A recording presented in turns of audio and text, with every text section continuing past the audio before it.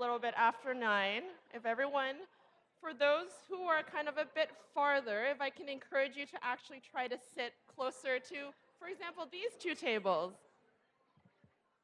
that could use a few bodies. We are a smaller group than the big venue we are in today. So please, if you can, move a little bit closer just to have a more intimate conversation. Oh, you can't hear anything. Sorry, guys. Okay, is this better? As I was saying, I was hoping to encourage those that are a little bit farther from the middle to move to some of these tables. We are a smaller group than the size of the venue today, so it would be great to have a more closer and intimate conversation. My name is Jessica. I am the coordinator for the Children's Partnership of Surrey and White Rock. I wanted to actually first turn it over to Colleen and Francis from Catesy to do a bit of a welcome.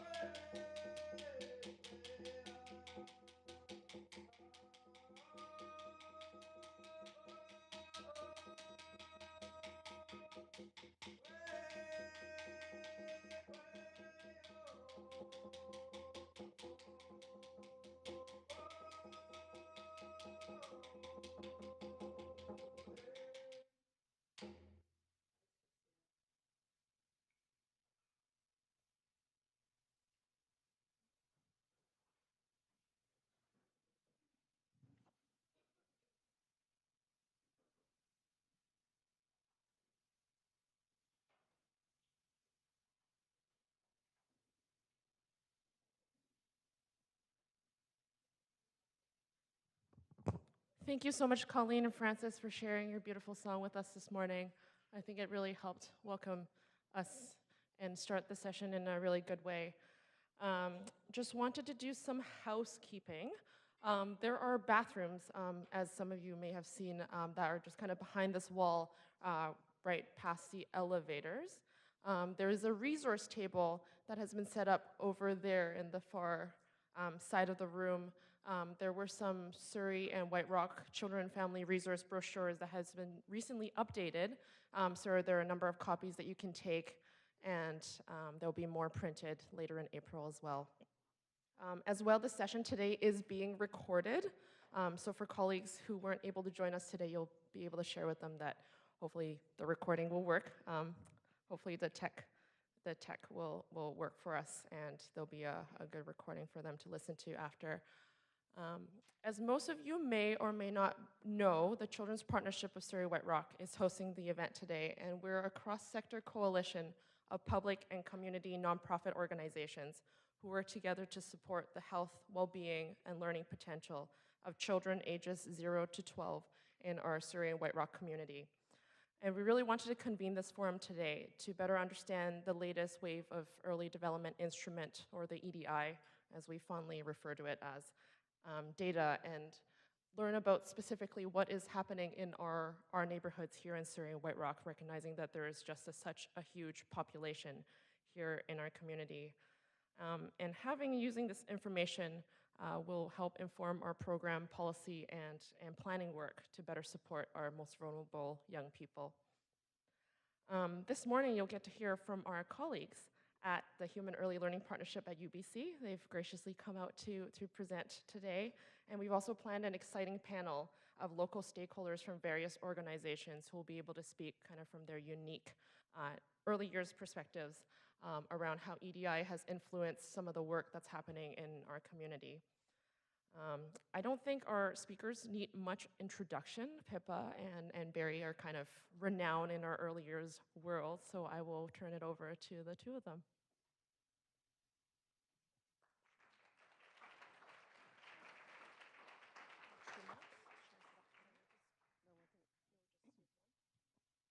Yeah. 1 minute. There we go. Perfect.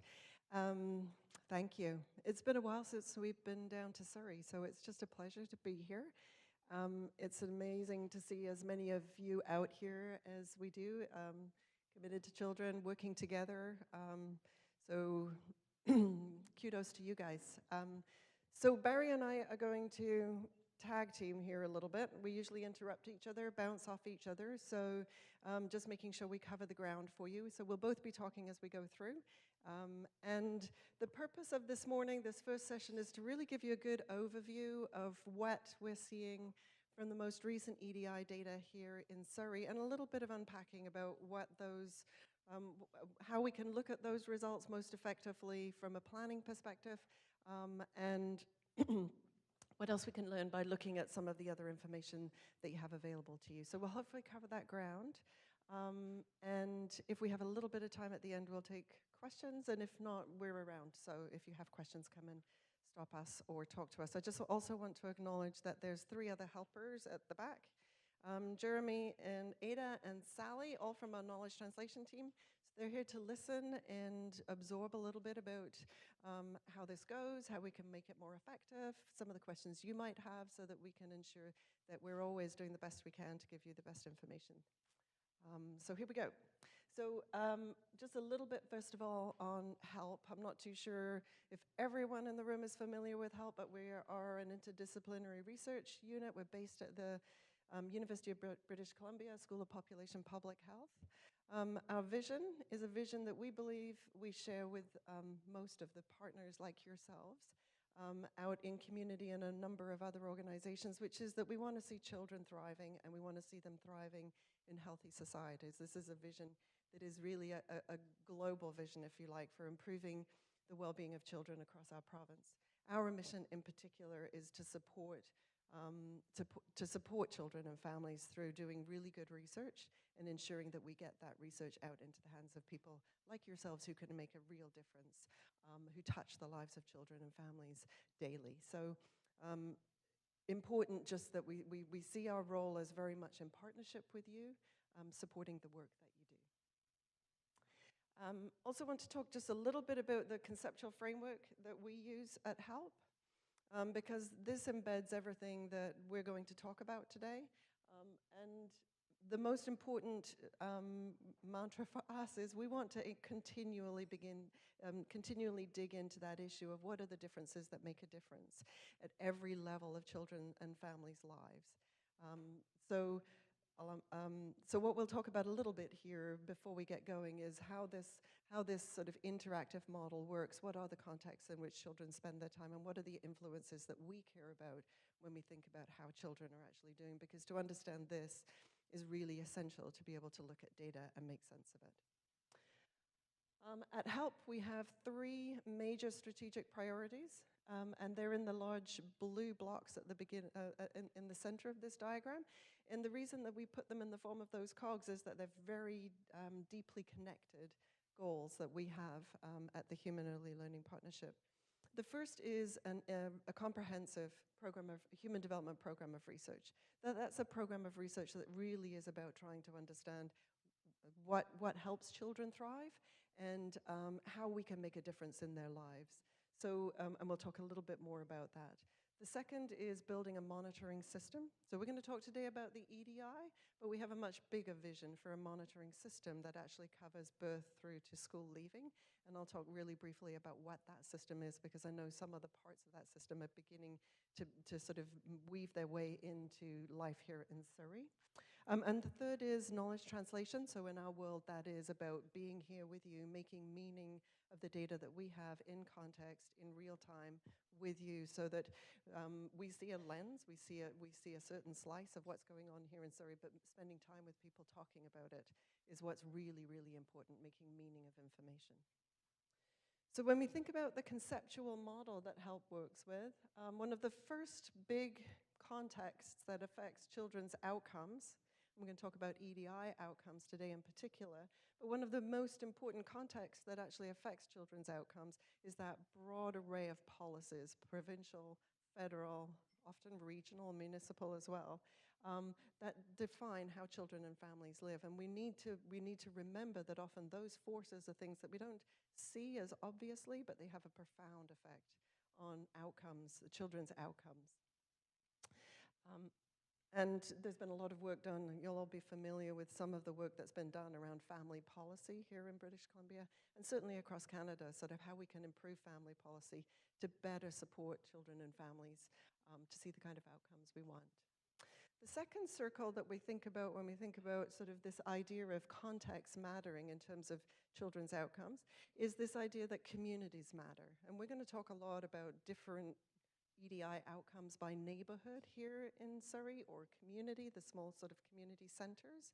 But those centers and those communities that wrap around children and families are really essential in terms of trying to understand why we see the different outcomes that we see. And at HELP, one of the things that we've been very interested in over the last 2 years in particular has been digging into what are the differences in those community systems that actually make a difference in terms of child development outcomes. So the idea of actually communities that collaborate together, that coordinate the work, that think about how organizations and programs fit together for children and families, who flip the lens away from the program into what does the child and family need at the center, and how do we as a service group wrap around children and families, is profoundly important. So we've been doing some work, and we won't talk a lot about it today, but there's a lot more emerging work around what we know is effective in terms of collaborative systems and structures at a community level, and what is it about networks that really works and what doesn't.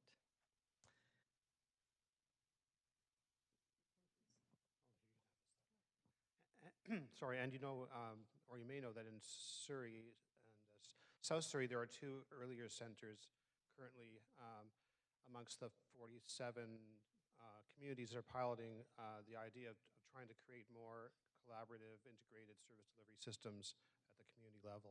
So you might know about that. Some of you might be here today.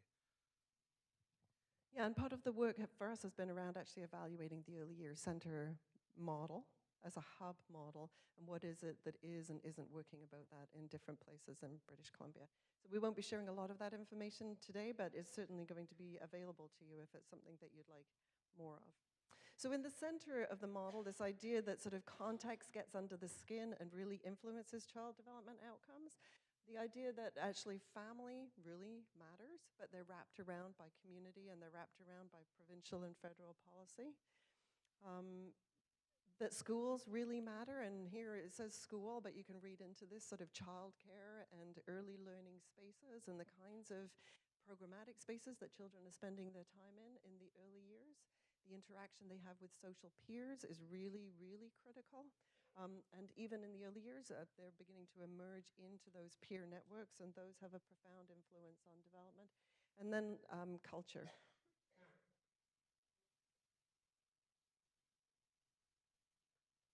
Good. Is that better? Oh my God. That's scary. Okay, so language and culture.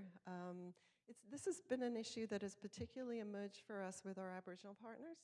That there's a lot of research out there now that talks about the profound importance for children's development, that they're entrenched and embedded in their language and culture. But increasingly for us as a multicultural society, this is a very important thing to be thinking about, that children have a sense of identity and connection with a culture. And right in the center of this, you'll see that sort of the idea of a child growing over time.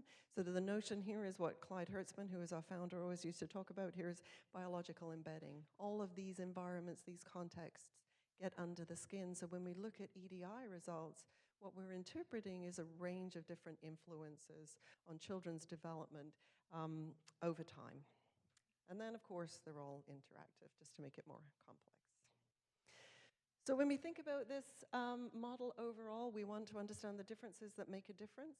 One of the things that for us increasingly is important is the idea that we tend as a society to focus a lot on risk, and the EDI does talk about vulnerability, but to really build strategies and to think intentionally about how we're going to make positive change for children and families, we also need to think about resilience and what are the assets that we're building in our societies, in our cultures, in our communities that actually support children's resilience as opposed to increasing risk. And the third is building our understanding of interventions. There is still a real lack of information actually on high-quality intervention and what it is that we actually can do through intervention, through large-scale, universal, and more targeted interventions that will be effective. So really trying to think about that as an overall strategy.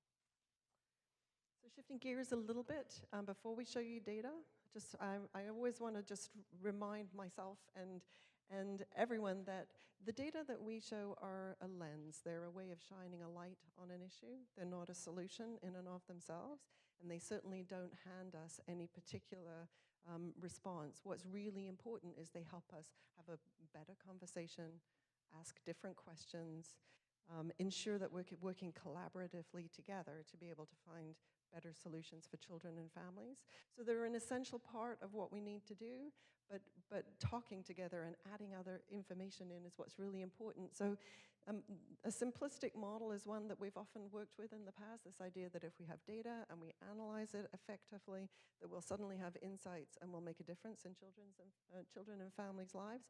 When in actual fact, it looks a little bit more like this, right? It's more, we've got EDI data, but we need to hear stories from children and families. We need to know what other information you've collected here in your region. We need to understand a range of different information and put it together in a way that builds a solid picture of how children and families are doing.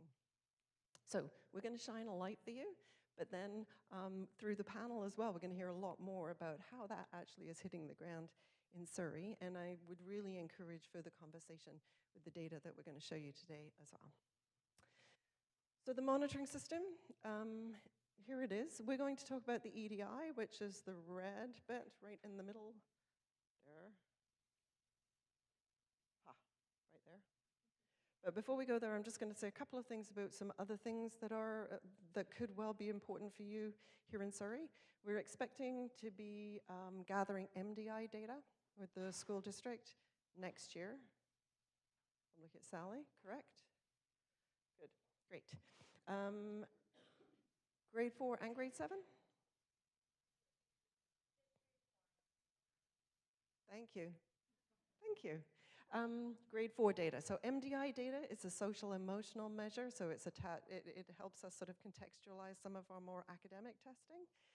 But it's linkable to EDI, and it helps us understand how children are developing up through school from the EDI measure in kindergarten up to grade 4. There's two other important tools that I want to talk about as well. The first is Check, which is a tool that we've just developed and we're piloting in 8 school districts this fall. It's a contextual measure of where children are spending their time in the 3 years before they start school, what their experiences have been with nutrition, sleep, parenting, whether they've been in programs or not. So it's a contextual piece that's connected to the EDI and helps to explain EDI results. Barry wants. Yeah, and the check thing, check is going to be really important because of all the different parts of the overall circle that we talked about originally. The family level data, they're so important in terms of understanding why children do well or don't do well, is largely been missing up till now, and Check is going to provide a lot of that for us. Thank you. And then the TDI is the Toddler Development Instrument, so it's an 18-month measure. Same thing, trying to get contextual data around what's happening to children in the context of their families and the community at 18 months. And I just spoke with Andrea. We're talking about whether there's a possibility to pilot that here in Surrey at some point this year. So we'll see how that goes. So the idea here is that we're not just looking at a single point in time, because children grow and change over time. And a single point in time gives us a certain amount of information, but it doesn't help us understand those trajectories of growth, those patterns of children's growth and development. So what we want to do is be able to build this system so we're giving you even richer information that can really help inform program and policy work here in places like Surrey. I should mention YDI. That's a youth development instrument. It's just a twinkle in our eye right now, but it's something that we want to move towards before children graduate from school. Okay, so EDI. Show of hands. Everyone, how many people are familiar with EDI? Oof, most people, great. Okay, so we'll do a quick skirt across the top of the EDI. So the EDI is, oh, look at that. We use it, I'm going to go for what it's not actually first. It is not a diagnostic measure. It is not about trying to understand each individual child. It's not an assessment tool. It is not a way to evaluate programs or teachers. What it is something that is essential to program and policy making, which is a tool that gathers information on groups of children so that we can understand how those groups of children may be changing over time and think about how we wrap programs and policies around them. It's completed by kindergarten teachers within the first, in the first sort of 6 months. So once they've known children for 6 months in their classroom, it's completed by teachers. And we roll it up in the form of both school reporting, community reporting, and a variety of other ways of reporting so that it can be used directly to influence policy and program. It has 5 scales. At the top, physical health and well-being. If we move around sort of clockwise, language and cognitive development, communication and general skills, emotional maturity, and social competence. So it covers the whole of the sort of the array of child development areas, if you like. And we report out on child vulnerability using the EDI. This is a definition of what we mean by vulnerability on the EDI, that those children who are shown to be vulnerable, or a vulnerability rate is about a child that's likely to encounter difficulties in one or more area of their development in their school years and beyond.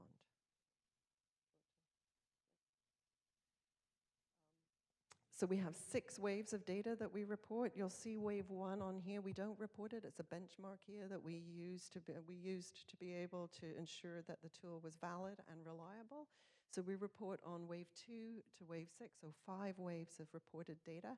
And that's to a large, what we're going to be reporting today is really those trend data. We'll look at some neighborhood differences, but we'll look at some of those trend data with you to get a sense of how Surrey is changing over time from a child development perspective. Okay, so here's Surrey's wave 6 participation. So you're the largest school district, you've got the largest number of children. I believe this has actually gone up more recently. Look at Sally. Anyway, I think this is one of those school districts where the population of children is increasing. So we're seeing a much larger number of children here as well, and it's important to keep that in mind as we look at the results. Just as a numbers person, in case there's any other numbers people out there, you may be wondering why there are 66 children who have EDI scores in the first year of Wave 6. And that's because we report EDI based on where children live as opposed to where they go to school. And so there are a few children who live outside of the district, and their information was gathered as part of the Surrey School District gathering. And so there's a little bit of not a perfect fit from when the main year was, which was 2015 and 2016, and we gathered a few incidental children before that. Does that make sense, everyone? Yep. Okay. Okay. So how are children doing in Surrey? So first of all, provincially, we did produce a provincial report this year. And basically what it says is that we still see 1 in 3 children vulnerable on 1 or more scale of the EDI. So our large composite measure is this idea of children being vulnerable on 1 or more scale. And 1 in 3 children were. That's high, and arguably too high. So the question becomes, how do we begin to think about addressing that level of vulnerability here in the province? Given, again, our notion of sort of interlocking circles and the context and the influences that we're seeing on children's developmental outcomes. I'll just show that slide as well. The other really important thing to keep in mind provincially is that, and this is a story that we're going to emerge for Surrey as well, is that the 1 in 3 figure is important to understand, but it's a single figure, it's a point in time. So understanding the range in vulnerability across the province is absolutely essential, because it means that we can look at places that have actually managed to bring that vulnerability rate right down and think about what's going on there that might be particularly effective at addressing the issues that children and families have. So when we look at school districts, we have a range of vulnerability from the lowest vulnerability of 9% all the way up to 53%. That is a huge range of vulnerability across the province.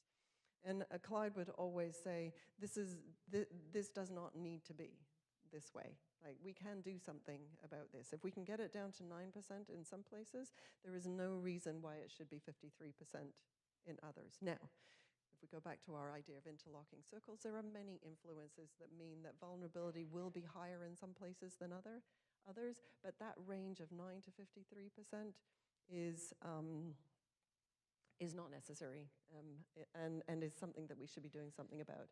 You can see the range is even greater when we look at neighborhoods. So again, when we think about where children are spending their time and some of those proximal influences and the things that are actually most deeply affecting children's developmental outcomes, we're seeing an even greater range. So the question becomes, how do we begin to address what's going on in those neighborhoods where we see a 60% vulnerability rate? In Surrey, it's a slightly different range with a slightly higher, lower benchmark on the vulnerability rate, and only up to 51%. But again, even across this region, we're seeing a range of vulnerability rates. And the question then becomes, why is that? What's going on in those neighborhoods where we're seeing lower vulnerability? And how can we draw some lessons from those places and apply them across into places where we see higher vulnerability? And you guys know 51% means 1 in 2 children vulnerable in one of the neighborhoods in Surrey, in the latest wave.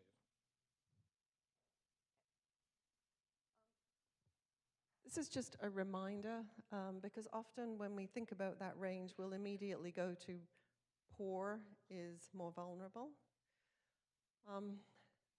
So what we know is that actually the largest number of vulnerable children exist in the middle class, or in those neighborhoods that you wouldn't necessarily consider highly, highly impoverished. It is true in lower SES neighborhoods that the density and the intensity of vulnerability is greater, but it isn't true that there are more children there. There are more children spread across Surrey in sort of the middle classes who are vulnerable than we see in those highly, highly impoverished areas. And so it's just a reminder that we need to keep our minds broad and not immediately go to highly targeted solutions that are about simply going to poor neighborhoods. We need to be thinking about where these children are and what are the issues that might lie underneath the kinds of vulnerability rates that we're seeing.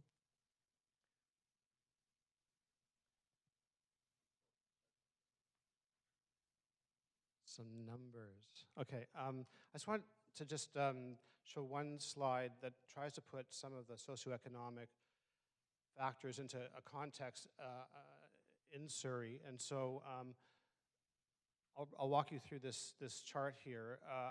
I've chosen 6 of the 24 neighborhoods within the Surrey School District. Hopefully, by the names, they'll mean something to you. And we kind of compared what their actual vulnerability rates were at 2 different time points and matched them up to what their socioeconomic characteristics were. We actually have an index that kind of takes 7 or 8 variables and summarizes the socioeconomic characteristics of each neighborhood. And so I'll point out a few things about how neighborhoods are quite different once you take the socioeconomic context into account. Maybe I'll start here with 2006. If you look at the actual rates of vulnerability on one or more of the EDI scales, you can see even for these 6 neighborhoods, and I've chosen them this way, the lowest one is Semiahmoo, 12.6%. That's the actual, can't get over there, actual vulnerability rate in the earlier waves, all the way up to Guildford West at 39.1%. Now, we use our SES index to kind of predict what the rate should have been based on where they are socioeconomically, and realizing that places that are more disadvantaged are not going to do as well. And that's the comparison. This is what we predicted. That's the actual for 2 different time points. And I just want to point out a few things. Some places are very similar in terms of what you would predict from what they actually were. Semiahmoo, there's only a 2% difference, only a 3 or 4% difference for South Surrey West. I'm actually going to be talking later on today to the smaller group about South Surrey West and Guildford West. But if you look here, oops, maybe I'll go over here. At Whalley Southeast, the actual vulnerability rate was 24.7, but the predicted one, you would predict that it would be 36%. So they were like doing a lot better than you would have predicted they would do. And if you go to the next time point, which is for the later EDI waves, that still exists. Their actual was 30%, which is still not that great, but based on their socioeconomic characteristics, you would have predicted it would be 9% higher. This is an example of one neighborhood that we would call a resilient neighborhood within Surrey. And part of the puzzle then is, now that we know this, how do we explain it? Here's another one that's kind of interesting, Newton East. It started off in the first 2 things there at about 35%, whether you predict it or whether it's the actual. But by 5 years later, it actually went up from 35% to 48%. It's a big jump in vulnerability, even though you wouldn't have predicted that from their SES characteristics. So it's getting worse more recently. Just for a second, does anyone have any theories about either one of those 2 neighborhoods, about why one is resilient, one seems to be, becoming more fragile? Yeah. Are those some neighborhoods that are changing in terms of the percentage of new immigrants? Or? Could be. Okay, it's a theory. Okay.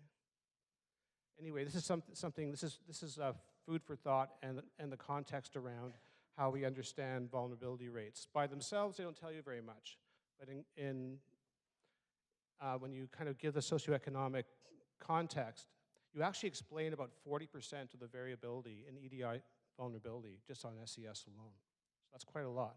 And I think I'll leave it for now so we don't get too far behind. But Wally Southeast, what's going on there?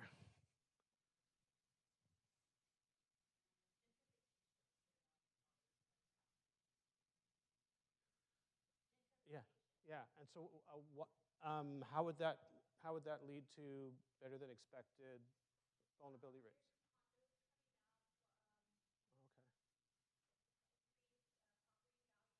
Okay, okay, right. But that would, I'm not going to debate you, but I mean that would show up in their SCS characteristics, that would be changing, getting better, because with gentrification, more wealth, less poverty, that kind of thing. So you would expect things to get better, but this is still a big difference. Anyway, that's an interesting. Places do change, and I will say the one thing that I'm looking forward to the most, and I know a lot of people are who do community planning, is that we are just on the verge of getting the 2016 census results. Because up until now, we've been relying on data that were collected in 2011, which is a long time ago. And a place like Surrey has changed a lot since 2011. So there's going to be some updated numbers on these things within a year, and that'll tell a more up-to-date story about what's happening in Surrey.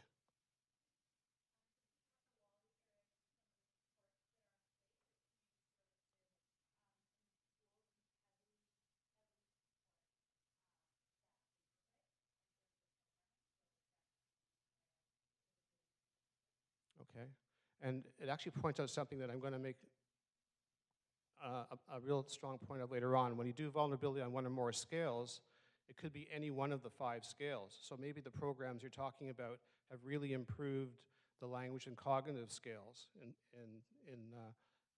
Wally, and that would bring down the vulnerability rate.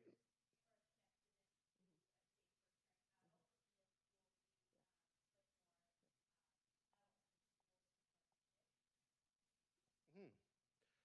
Ultimately, you need to have something like avenues of change in every community in the province, I think, is what you need to do. Okay, thank you. And I think the important thing here is thinking broadly, right? It's about programs and services. It's about connections with adults. It's about cohesiveness in community. It's about the fact that there are changes. Like, there are changes happening in each of these neighborhoods. So going back to that idea about how we make sense of data, you know, keeping our minds open and thinking broadly about what all of those influences might be, so we can begin to think in systematic ways about how we begin to address issues of child vulnerability. So when we look at Surrey, wave 6, this is vulnerable on one or more scales of the EDI. And here you're picking up on those differences in vulnerability intensity, if you like, neighborhood by neighborhood. You can see Newton East, Guildford West as the two that are popping out with the deepest red color. And in this case, the deeper the color, the more vulnerability, so dark is more. And you can see that they're wrapping around that are neighborhoods where there are actually quite high vulnerability rates, even though we've got those sort of deep colors there. Some of the neighborhoods around those deeply vulnerable neighborhoods are also seeing quite high levels of vulnerability, up to 35, 36%, 40% in Newton West. And one of the things I think that I would really encourage you to do with these kinds of figures is not only look at these percentages, but actually try and understand how many children are in each of these. Because it's not just simply the vulnerability percentage, it's the percentage of the number of children. So if you've got more children there and a reasonably high vulnerability rate, that's something we need to be really concerned about. I don't think we have those figures in these slides, but I think it would be something to dig into.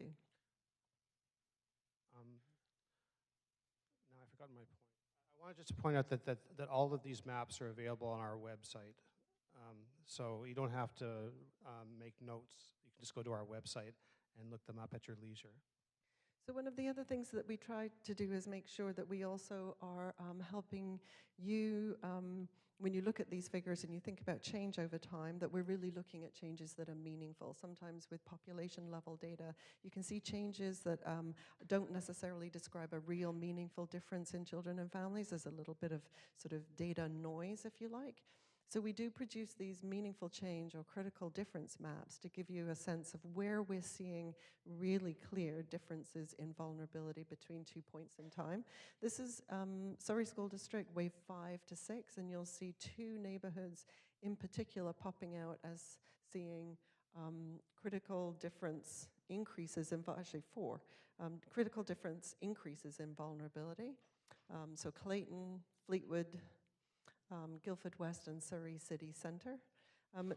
So those are important to think about between wave 5 and wave 6. So that's a 3-year time spread where we saw an increased vulnerability rate there. But also really important here to understand that there were some places where we saw really positive improvements. So going back to Barry's earlier sort of SES table, there are places where you've seen critical difference improvements. Even if the vulnerability rate remains high, we've been seeing it going in the right direction.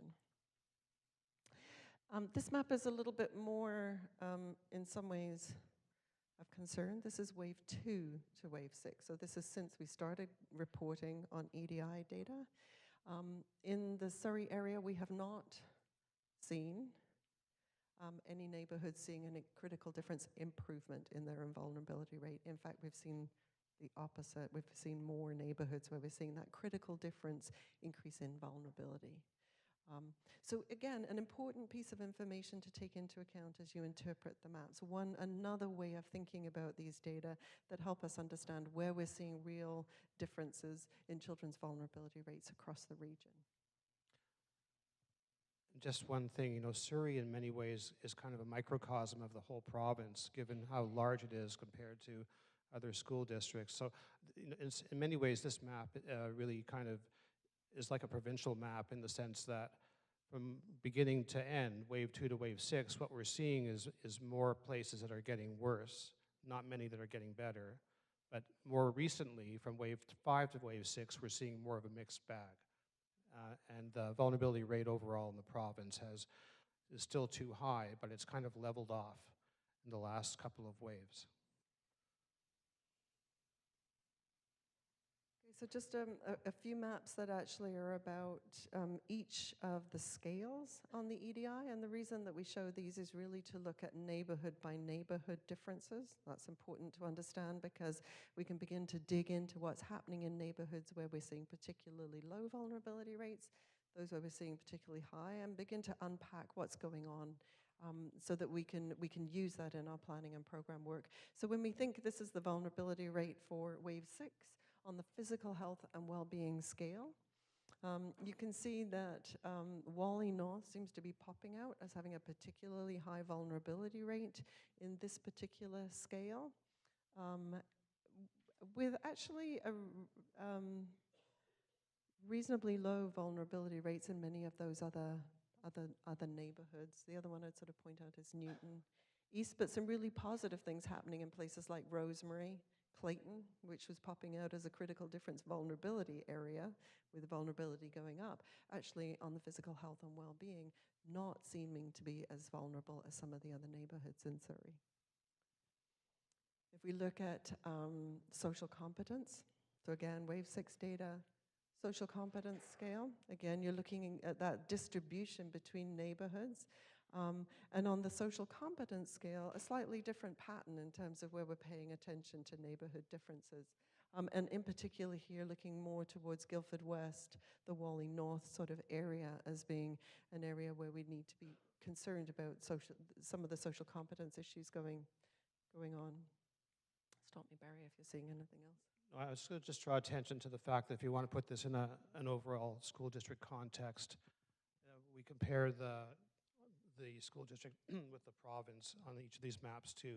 So there's a slightly higher vulnerability rate on social in the district than there is in the province, but not much higher. So emotional maturity, a very different pattern here, actually, than you saw with social competence. If we just flip back to the social competence map, a very different pattern. My question would be why? Do you have any insights into why that might be the case? What's going on in some of those places that might be supporting children's emotional maturity in particular? What's going on across the center of Surrey in relation to this particular scale and children's sort of emotional well-being? But again, important to understand these differences when we look at it at a scale level. Language and cognitive.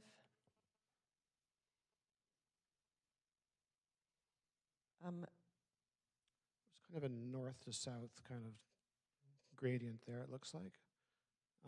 Although there is for a lot of these things, it's most pronounced here for this scale, it looks like. And this is one of the scales that we'll see in a short while is lowest across the whole province. So when you're looking at this, keeping in mind that children's language and cognitive development across the province has actually been improving. And then finally, communication skills. What's really important to remember about this scale is it's children's ability to function in English, the language of instruction in the classroom.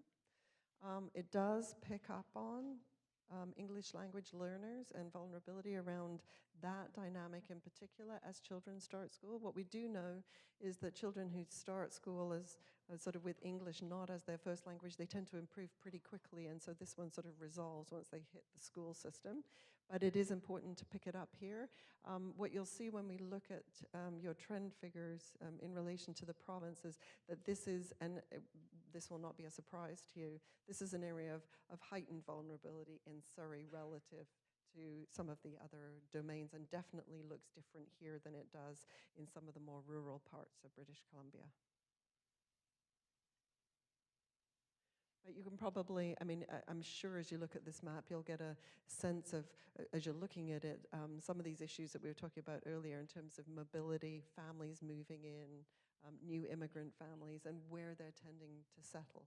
We'll be picking up on some of that in these maps for sure. Okay, so if we look at trends, so we're looking at neighborhood to neighborhood differences there. But if we look at trends, this is the provincial vulnerability rate on one or more scales from wave 2 on the left-hand side of the graph to wave 6 on the far end. If we break it down by scale, so again, this is provincial, there's your vulnerability on one or more. What we're seeing is an increasing vulnerability rate across the 5 waves on the physical health and well-being scale. We're seeing an increasing rate on the social competence scale. We're seeing an increasing rate on the emotional maturity scale. Those 3 scales are driving the vulnerable on one or more report on the EDI. What we have seen is a decrease in language and cognitive vulnerability across this province since wave 2. So our hypothesis, and this is an important thing to discuss, is that this is something that we know what to do about. Like, we're pretty good at teaching children to read and write. It's fairly concrete. We've got lots of history and experience with it. We've also invested fairly heavily in this as a society. It's really hard to walk down a high street without seeing early learning programs, early numeracy programs, and we would argue that we see that, the result of that in these kinds of trend lines. What's really clear from EDI data is we don't really know what to do so much about social competence and emotional maturity. And especially as our communities become more complex, we are seeing more multicultural communities, we're seeing much more mobile communities.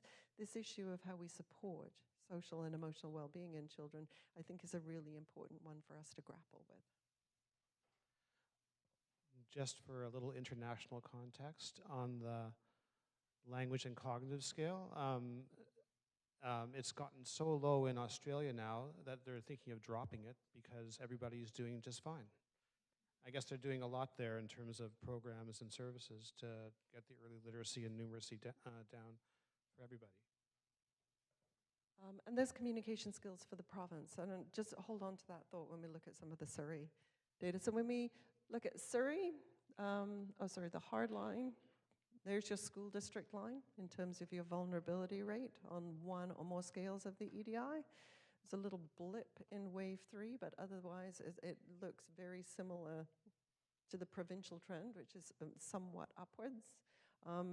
Very definitely an increasing trend between wave 5 and wave 6. One bit of context for something as big as a school district, especially the biggest one in the province, I think we've used 2% as kind of like a rule of thumb as a meaningful change. So you see that in Surrey it's gone from about 30% up to about 32%. From wave 2 to wave 6, that's still what we call a meaningful increase. So when we break it down by scale for Surrey, you're seeing the same kind of trend around social competence. Very definitely the same trend around emotional maturity. A decreasing trend around language or cognitive, although a little blip up in wave 6, not too sure. It doesn't look meaningful to me. It just looks like there's a little bit of a blip there. But generally speaking, the trend that you have here for language and cognitive is very similar to what we see across the province. What's interesting here is that communication skills issue, which I said I would sort of highlight. You can see there that it tends to trend up a little bit and be a little bit higher in Surrey. And a lot of that has to do with the multicultural nature of this particular school district, this particular region. And then physical health and well-being. So in many ways, what you're seeing here in Surrey maps very similarly onto what we see in the province as a whole, which is 3 main scales driving that increasing vulnerability rate: social competence, emotional maturity, and physical health and well-being. I'm just going to skip through that. That's wave 2 to 6 data. So I want to just say a couple of things about intensity of vulnerability. So when we're reporting, all of the data that we've showed you so far is about looking at vulnerability on one of the scales or on that overall measure of vulnerable on one or more of the scales. So the moment a child shows up on vulnerable on one, they'll show up on that composite measure. But one of the things we're interested in is, has there been a change in the number of vulnerabilities that generally children are experiencing? Are we seeing more children just with one vulnerability or more children with multiple vulnerabilities? So when we asked that question recently, we're looking at provincial figures here. We haven't broken this down by school district, but I think this is another really important thing to be thinking about. Here's the overall vulnerability rate. What I want to point out here, so every block here is the number of children who are vulnerable on 1 scale of the EDI, 2 scales on the EDI, 3, 4, and 5 at the top. So I want you to pay attention to sort of the darker blocks at the top. What's really important here is we've seen a critical difference increase in the number of children who have multiple vulnerabilities on the EDI.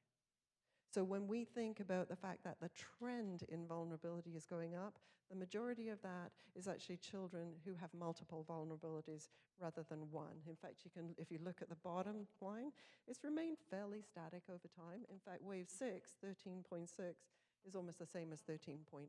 There is no difference. So the number of children who are showing up with one vulnerability on the EDI is about the same. What's worrisome is that we're seeing more complexity around vulnerability rates. And when we think about that, the two that go most normally together are social competence, emotional maturity. When children are vulnerable on one of those, we normally see that they're vulnerable on both. Important for us to be thinking about, especially as we shine a light on this issue of the increasing trend around social and emotional vulnerability across the province, and very definitely here in Surrey as well.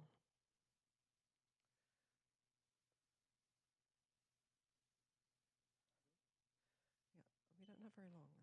So we're going to try and skirt through just a little bit more data and information, if that's okay. For the first time this year, we've actually taken another deep dive into EDI data, which is, instead of just looking at the scales, it's going into more depth on the subscales that form those scales. So here's the 5 scales again. Every one of these scales except communication skills and general knowledge have subscales. And so what's important for us to understand is, if we're talking about social competence, what does that actually mean? What are the subscales underneath that might help us understand why we're seeing an increasing trend there? So if you think about these subscales, we've got more fine-grained information about some of the detail under each of these scales. And I'm going to use the physical health and well-being one in particular to give an example of this. So this scale, normally when we think of physical health and well-being, we think about nutrition and kids being active. This scale is actually made up of 3 subscales. One is gross and fine motor, so it's about children's physical activity and their ability to be physically active and the opportunities they have to be so. But some of it is actually about physical readiness for school. Did they come to school with a coat on, hungry, rested? They're about other issues than simply gross and fine motor skills. So what's important for us to do is sort of break down these subscales a little bit to understand what's going on underneath each of the scale level vulnerability, right? So Barry's going to take you through just a little bit of that information.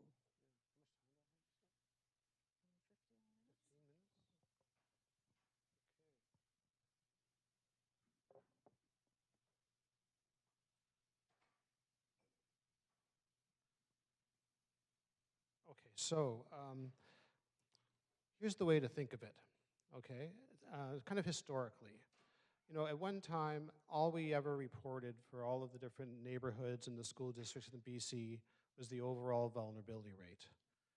You know, the provincial rate and how that varies from one neighborhood to another. As you saw before, some neighborhoods have under 10% overall vulnerability, others have over 50%. Actually, if you look across all of Canada, the range is from 3 to 75%. It's a huge range. But it's a limited thing. It's one number for every district or every neighborhood. And doesn't tell you much information about where the vulnerabilities are. So what did we do? We moved to looking at individual scales and reporting on the individual scales, the 5 that go into the overall vulnerability. That helps you understand where exactly the vulnerabilities are, gives you more information. And the nice thing about the subscales is that, as you'll see in a short time, even within each of the scales, each scale is made up of 3 or 4 completely different aspects in some ways of children's development. And so it gives you even more information to look at the subscale level. The ultimate, of course, would be to look at all 103 items individually, which I don't think we're ever going to do. But subscales give you more information, for instance, that if you're high vulnerability on emotional maturity, well, is that something about aggression or anxiety, pro-social behavior, or hyperactivity? Those are the 4 subscales. Okay, and by having more information at different levels, it also allows us to make more comparisons. Just as at the scale level, now you can say, okay, my overall vulnerability rate is X. I look at the 5 different scales. Okay, the reason it's that high is because it's mostly around emotional maturity. That's the high one for my district or my neighborhood. With subscales, you can actually then compare across different subscales. It gives you more information. And now, as you see, with our 5 time points, we can start making a bunch of comparisons either from one time to another, or one scale or a subscale to another, or even from one community to another. And all of these comparisons are useful in trying to understand what's going on in the whole district or even in the whole province. So I'll try to do this relatively quickly. We're just going to look at the school district level for some of these subscale trends, but just briefly, these are the 3 subscales, as Pippa mentioned, for physical health and well-being. They're quite different. Physical readiness for the school day is all about the child having all of the different necessities for being able to learn, you know, not being hungry, being dressed appropriately, and so on. Physical independence is more about, well, it's pretty self-explanatory, actually. There's 4 items there.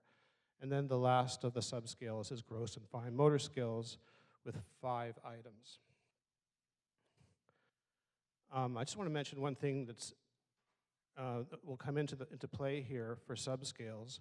We're not going to talk about vulnerability rates for subscales. And part of the reason for that is that once you get into the subscale level, you have different subscales that are harder or easier for children of kindergarten age to have been able to master. it turns out that something like about 35% of children can't do some of the gross and fine motor skills items. So that's because those are harder items than, for instance, not sucking your thumb anymore or being independent of washroom habits, where almost all children have mastered those things by the time they get to kindergarten. So you have to find some way of comparing the subscales to assess where the real disadvantages are. And we just can't use vulnerability rates. So you're going to see how we do it in a second. Excuse me. So here's a comparison for the province for physical health and well-being. On the left, this shows the provincial trend for the overall scale. And then on the right, it shows the provincial trend for the 3 subscales. We have them color-coded. I hope you can see them okay. What do you get from this? You get more information. Essentially, the trend of going up in the overall scale is the same trend as we see for physical independence. And until wave 6, it was also the trend that we saw for physical readiness, although physical readiness has gotten way better from wave 5 to wave 6. Gross and fine motor skills never was getting worse overall, like the other 2 subscales were. It actually was getting better at first and has come back to where it started from. So that's a different pattern. When you look at the subscales now, you can see that not all of them contribute in the same way to the overall pattern for the overall scale. One thing just to let you know,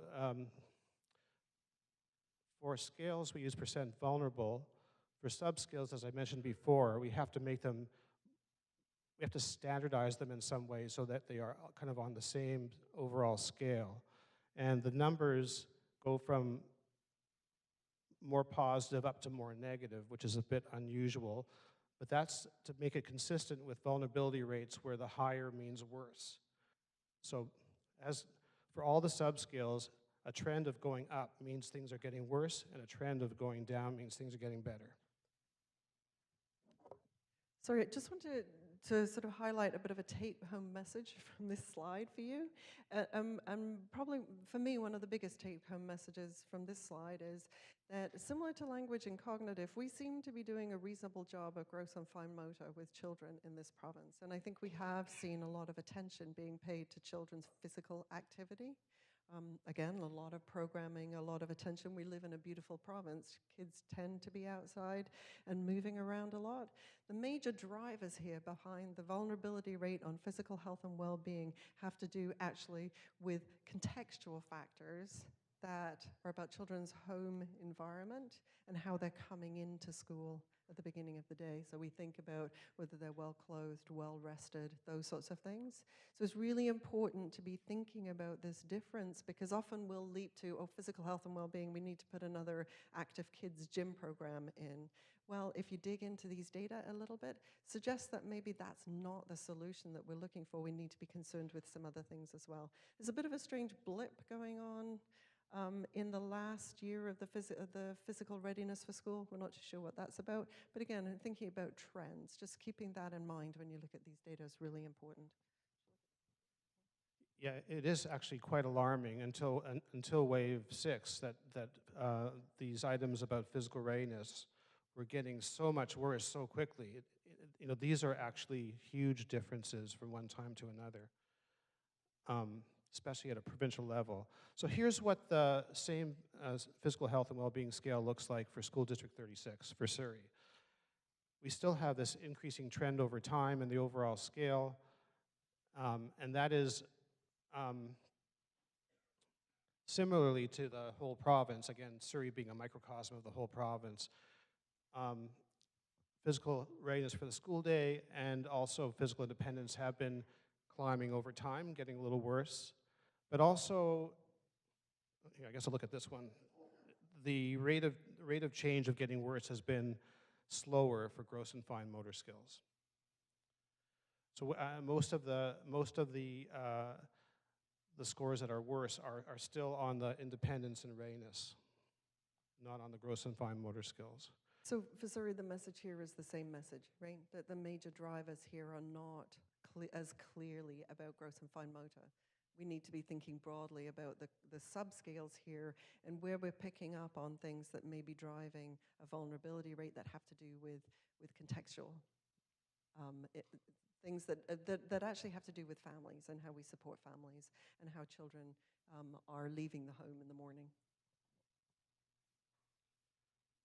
So there's lots of items here for these 4 subscales of social competence, but essentially I'll just name them for you. One is we call overall social competence. It's more like about sociability.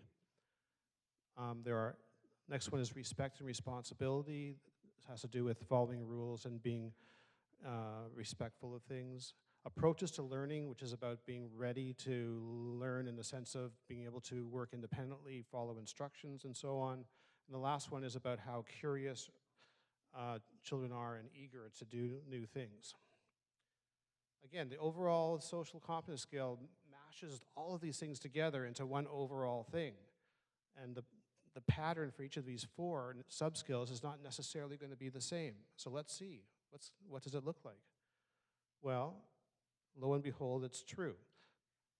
On the left side, we have the provincial pattern, which is one of generally getting more vulnerable over time, from 13.3% to 15.7%. And then when we break it down to the 4 subskills I was just talking about, 3 of the 4 have climbed over time and gotten worse, but one hasn't. And the one that hasn't gotten worse is the one about readiness to explore new things for the whole province. So what's happening in School District 36? In Surrey, we see a little bit of a different pattern. We see a bigger climb in how things are getting, children are getting more vulnerable over time for the school district. And in terms of the 4 subscales, we see a rise in, it's a similar pattern. We see a rise for the 3, overall social competence, responsibility and respect, approaches to learning, and much less of a rise, practically no rise at all for readiness to explore. But it's a different pattern for readiness to explore than for the other 3. And I know this is whizzing by at a very fast speed here, but emotional maturity, also 4 subscales. These are subscales which I think people are more familiar with when it comes to aspects of mental health and emotional health. So one is about pro-social and helping behavior, one about hyperactivity and inattention, aggressive behavior, and then anxious and fearful behavior. And so if you just kind of look quickly, you see that we have, for all of these, something like 7 or 8 different items that really probably does a good job of measuring each of these things quite nicely.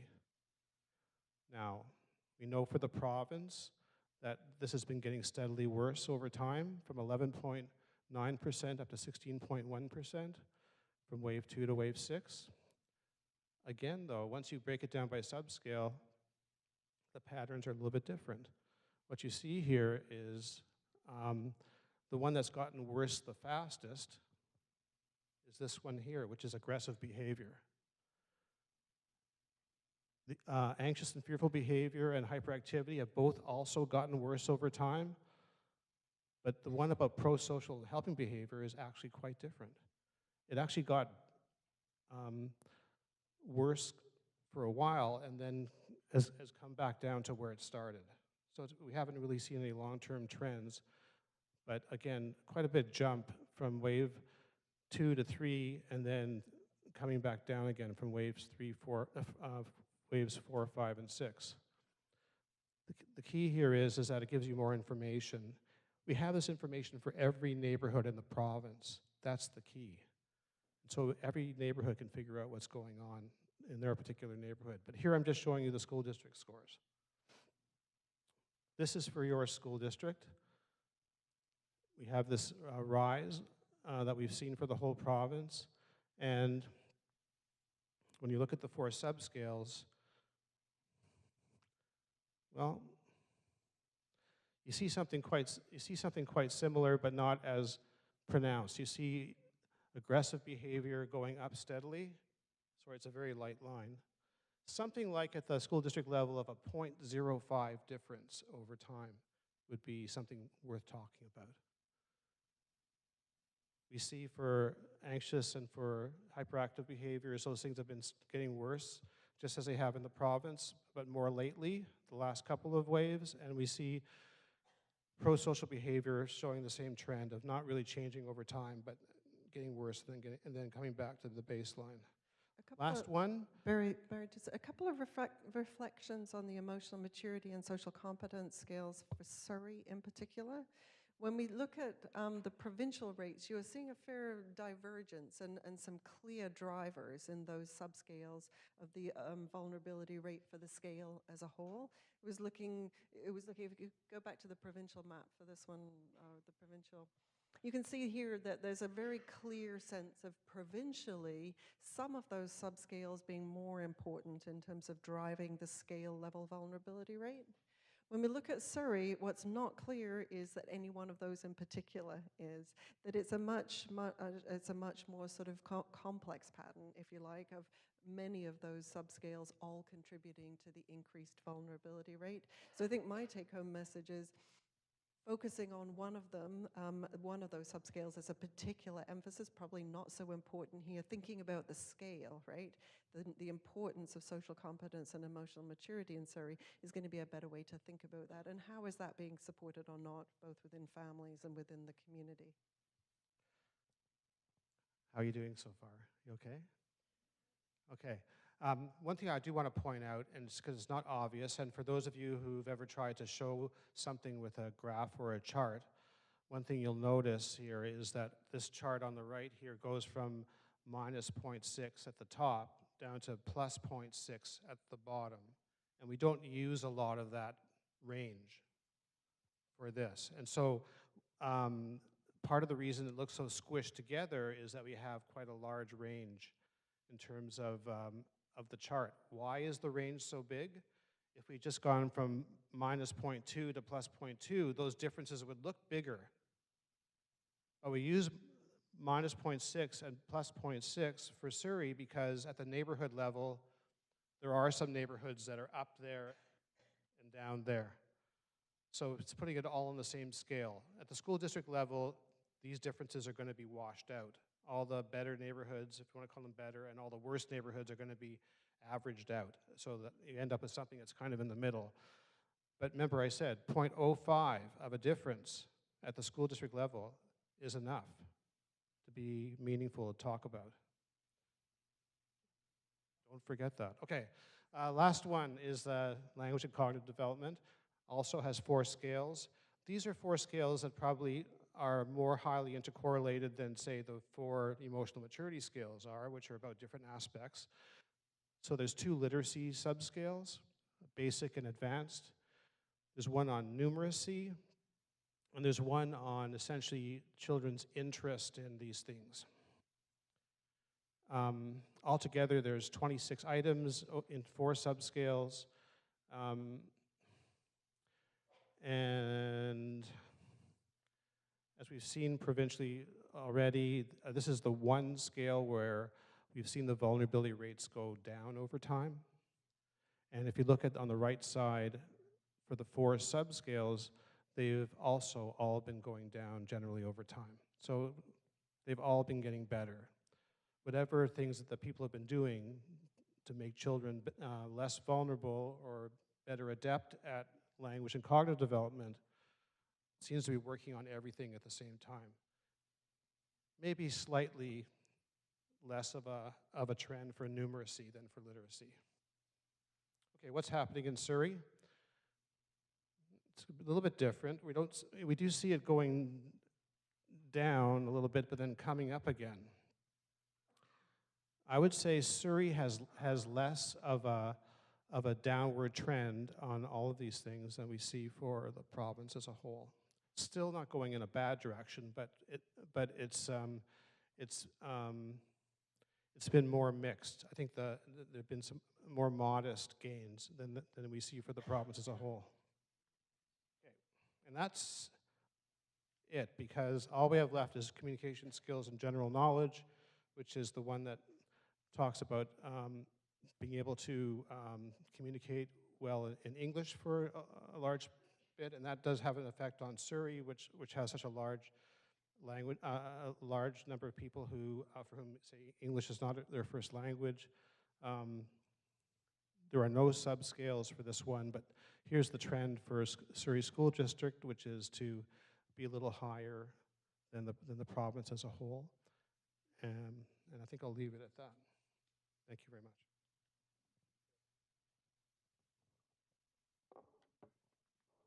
Thank you for that wealth of information. I know everyone feels like they've been hit with a boulder of data. And I take full responsibility in that when they had so graciously agreed to come out to Surrey, I had, of course, put a lot of requests on the types of information I wanted them to present on. So running out of time is fully my responsibility. But I'd actually like to turn it over to our panel presentation and welcome our panelists to come to join me on these chairs. And we have Rhea Hubbard, Stacey Rennie, and Andrea Thompson.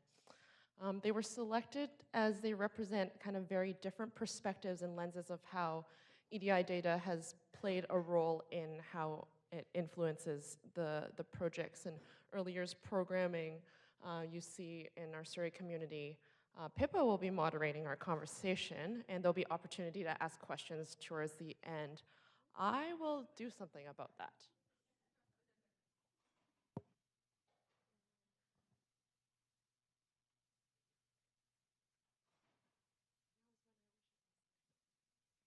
Okay, so I'm going to just kick off.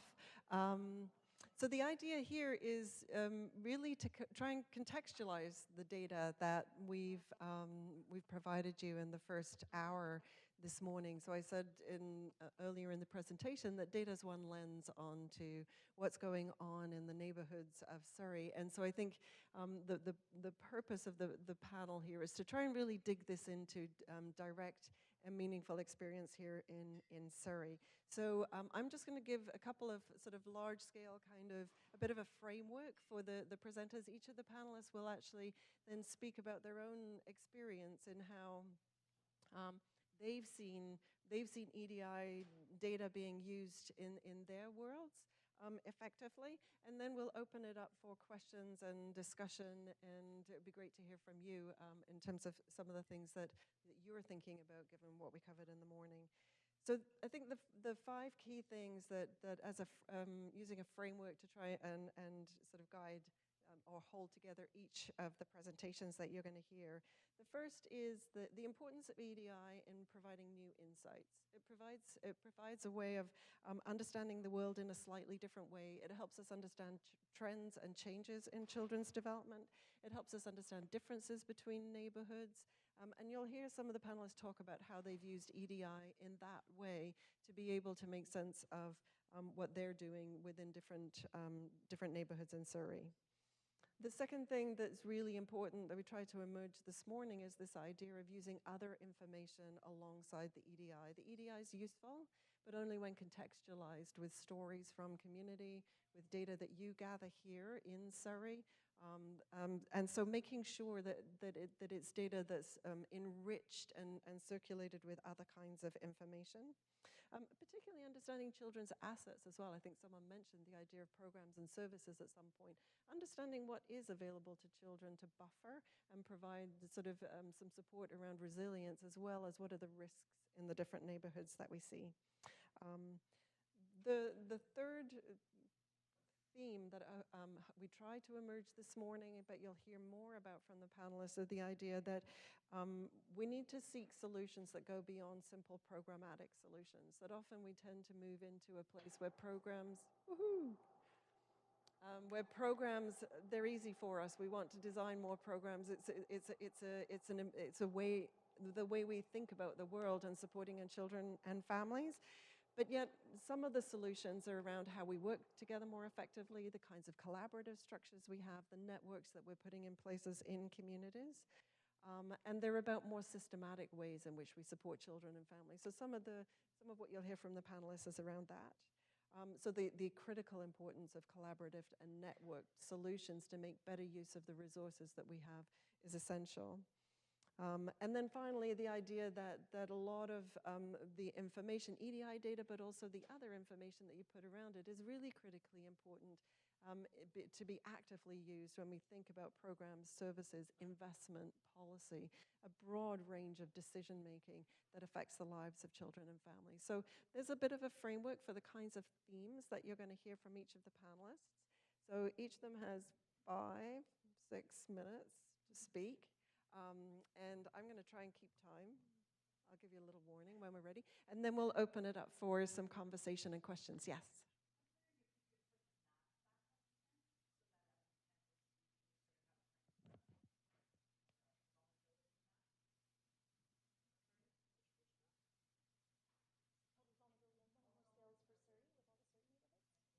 Okay, while Barry's doing that, we are going to ask Rhea to speak first.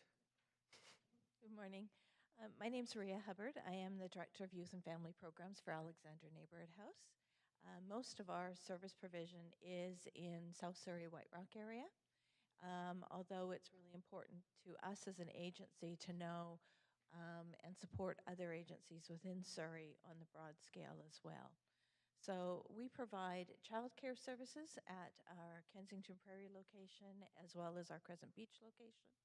We also do some middle childhood programs in 2 of the local schools down in South Surrey and White Rock.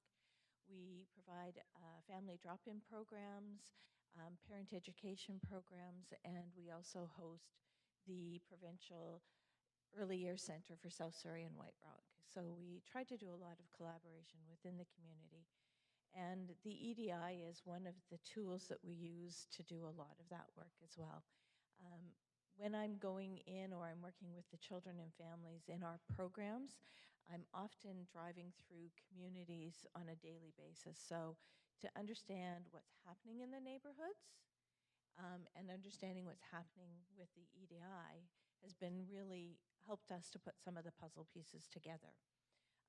One significant piece between Way 4 and Way 5 was the neighborhood of Rosemary Heights. What people would assume to be somewhat of a more affluent neighborhood, but yet we saw a very significant increase in vulnerability in that neighborhood, specifically in South Surrey. What was that about? We're still not sure what that's all about, but it has remained one of the higher neighborhoods of vulnerability for that area. It also helps us to understand that vulnerability is across the city. It's not just in the north or in Newton. Children are vulnerable across the city as a whole, and the importance of providing programs for all children is really, really key. So some of the things that we've done is at our Early Years Center committees, we've tried to look at the EDI and then hearing what's happening in the community. One piece was around kindergarten readiness. We knew a lot of our families were quite anxious about what happens. It's my first child going into the school system. What does that look like? How do we get our children ready? They need to know how to write their names. They need to know their numbers and letters and their colors and shapes. And we're telling them, yes, they do, that's great, but they also need to know how to get along with their peers, how to interact as socially. Competence piece was a big piece as well. So we, the last 2 years, have offered a kindergarten transition, kindergarten here we come session for our families so that parents' anxiety can be reduced a little bit around knowing what to expect for those first couple of days of kindergarten and first couple of months. And then that was done in partnership with the City of Surrey, with the school district, with all of our partners at the Early Years table. And just being able to use the information that the city has, the school district has, the EDI, what the community partners are seeing in the neighborhoods has been really significant for us. Great, thanks, Rhea. Stacey. Hi, I'm Stacey Rennie, and I'm the Community and Recreation Services Manager for South Surrey, but I also oversee the early years table and the 0 to 18, some of the strategic partnership work that happens with the city. And in terms of service provision and whatnot, the city's one of the largest providers of early years programs, including our preschool programs, and then we've got a lot of partnerships, like Ria had mentioned as well. Okay, is that better? Sorry about that. Okay, so I guess, you know, there's probably a lot of examples, but I think just sort of high level, one of the things that I think is important after sort of going through all of the maps and whatnot is in terms of how Surrey is using EDI. Again, Pippa had talked about it being, you know, a lens or a shining a light on vulnerability, and really the city makes sure that, you know, certainly it's a tool that we use, but we use it always in considering all the other data that's out there as well. So that really, you know, almost forces us or really encourages us to be working collaboratively. So whatever strategies and initiatives, we know that they need to be coordinated, and we know that they need to be multiple across, you know, all the domains. So the city is obviously, you know, never going to be able to solve these issues on its own. So I think EDI really just in the, you know, I guess as Pippa had said, it's not a solution in itself, and it's something that you know, encourages that collaboration and knowing that we need to work across the sectors and across agencies and public partners. So I guess that's leads me into the examples. I guess one of the things that stands out for me, and I feel like I can hear this echo back. So I'm having a conversation with myself. But because the EDI allows us to see both strengths and needs as well, it was an important lens for us in determining the AOC initiative and choosing Guildford West. So in that way, you know, I guess an example of how we've been able to use it. Kensington Prairie is another example of a partnership. Again, really early on, community was telling us that there was no one in Grandview. There was no development, but we looked at what was happening. We looked at the EDI and we looked what development data was coming, you know, the OCP and the neighborhood community plans. And again, it just helped us to build some credibility and make sure that we had service in that area. So another just example of how when we pull all the information together, we're able to see a better picture and really inform our planning and investment around that. Another example is community coming together around the Clayton Heights Working Group, again, to look at what's happening there and the growth and development, the impact on community and what kinds of services and whatnot we can be providing. So I think that's good. Thanks, Stacey. So Andrea? Nice to see many of you here, familiar faces today. Some of you might not be familiar with the Avenues of Change project. So I'll just sort of give a really quick primer, but I'd be happy to chat with folks after. And there are a few resources on the resource table at the side there. So my name's Andrea Thompson, and I'm the project director for Avenues of Change in Guildford West. And we actually have 4 pilot sites and a 5th pilot site coming on. So Guildford West is actually one of 2 initial sites chosen for a variety of factors, including the EDI as a core indicator. So originally, Guildford West and Coquitlam River in the Tri-Cities were chosen for both the sort of the needs and the high vulnerability on the EDI and a variety of socioeconomic demographic information. So in Guildford West, as many of you might be familiar, There are a lot of lone parent families, particularly mothers, a lot of newcomer families, English as a second language or third or fourth language, children living in poverty. We know that as of this Wave 6 data, we have 1 in 2 children who are hitting kindergarten and they're vulnerable on at least one domain. And that's been a meaningful increase from both the Wave 2 data up to Wave 6 and from just the most recent. And it's now, as you know, the neighborhood with the highest levels of childhood vulnerability.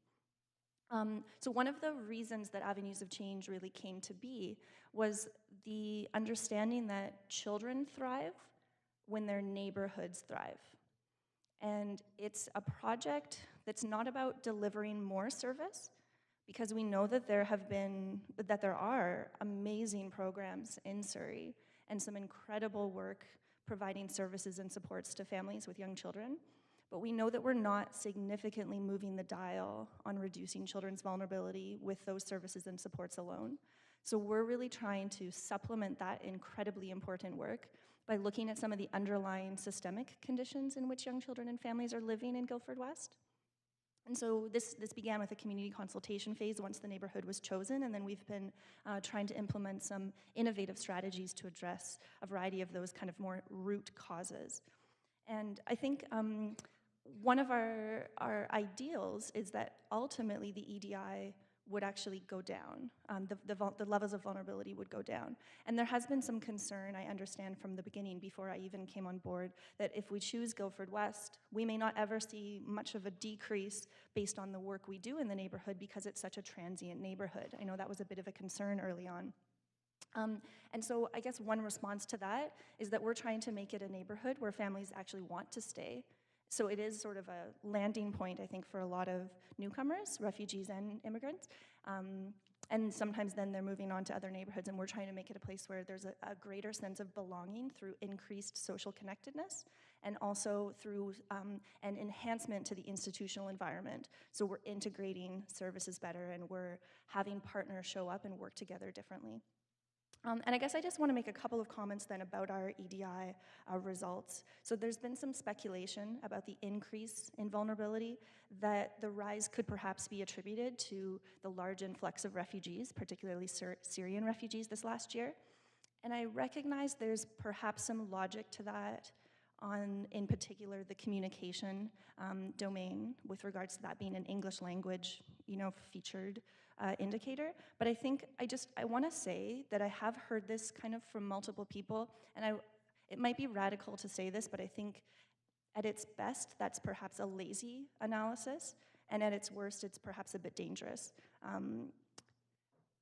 We don't want to scapegoat newcomer families and say that's the reason that our children are not doing well and that families aren't doing well. We're seeing that children and families are struggling for a variety of factors across all sorts of backgrounds and contexts.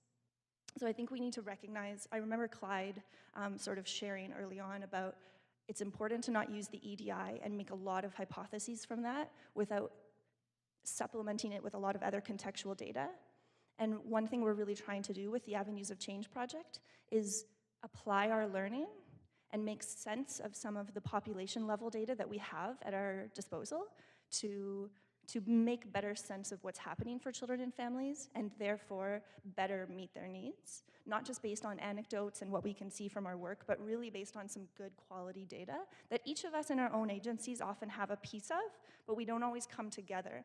So I want to just give a little shout out to the fact that we're at this point proposing in January 2018 to host, in concert with the Newton Early Years Center and the South Surrey Early Years Center and the sort of overall CP for Surrey, to host an applied learning forum so that we could look at all sorts of data we have at the population level and build on our learnings about place-based early years work in Surrey.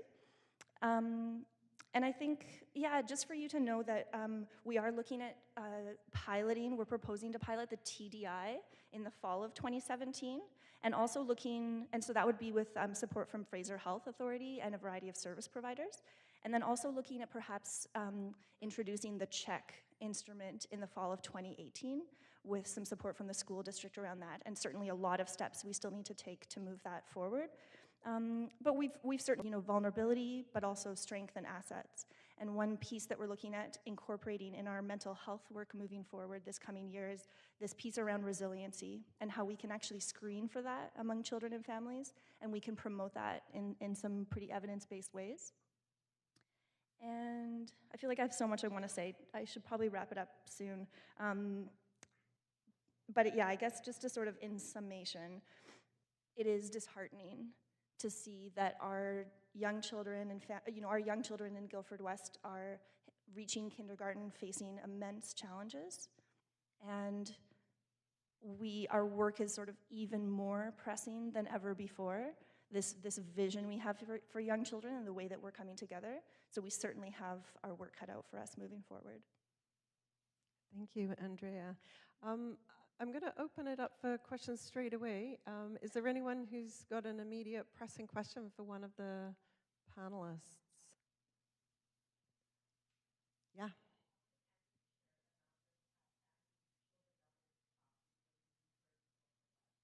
So it's a question of how many children we're talking about in the... Sure, so that's a good question, and Barry commented on how we actually only have good information, and I mean, it's not great information because of some of the changes that happen with the census data.